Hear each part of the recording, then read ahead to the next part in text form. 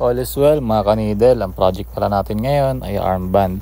As you can see, uneven yung arm natin kaya mahirap i-stencil kapag ganito. Bali ang technique natin dito ay ang pagbend ng bahagya ng ating design. Freehand dapat yung ganito kaso Celtic yung design ni client, symmetrical siya kaya mahirap talaga siya i-perfect sa freehand.